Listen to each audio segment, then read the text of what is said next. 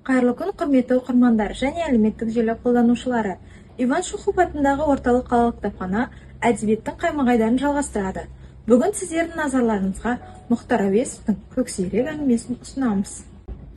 Көксерек адам мен табиғат арасындағы байланысты көрсететін шығарма. Авторы Мұхтар Әуезов. Бұл әңгіме 1929 жылы жазылған. Автор шағын көлемге мол мағына сыйдырған. Адам қолында өскен, бірақ адамға қиянат еткен. Оның ет бауырын езіп, жара салған көкжал сол адам қолынан өлім тапты. Образды ой символдық ойға, әуенді сарын үлкен идеяға ұласып, сахара топырағындағы шындықты қанық бояу, айқынды бейнеленген. Көксерек бір әдебиет шеңберінде биіктеп көтеріліп, әлемдік жауһарлар қатарына қосылған.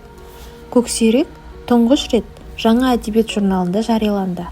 Әуезовтың «Қараш-қараш», «Қилы заман» кітаптарында 12-20 томдық шығармалар жинағында шықты. Бірнеше рет жеке басылды. Шығарма бойынша «Көксерек» фильмі түсірілді. Қазақ, неміс, орыс тілдерінде спектакль қойылды. Фильм 1973 жылы түсірген. Тұсаукесері 1974 жылы 8 сәуірде Мәскеуде өтті.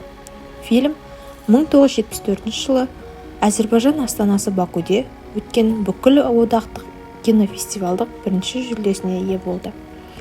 Әңгімеде қасқыр мен табиғат, адам мәселесі сөз болады.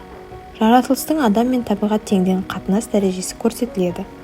Адамдар табиғаттың өз заңдылығына қарсы шығып, қасқырлар мекенін ойрандап, оның күшігін иесінен айырып, ауыл тұтқын етті. Бірақ қасқыр есейген сайын бостандықты сағынады. Ауыл тұрғындары Көксеректі жақтырмайтын. Құрмаштың нағашысы қасқырды, оның көзін ашқан екі күшігі өлтіріп, ең кішісін ауылға алып келеді. Құрмаш қасқырдың бөлтірігін асырап алады.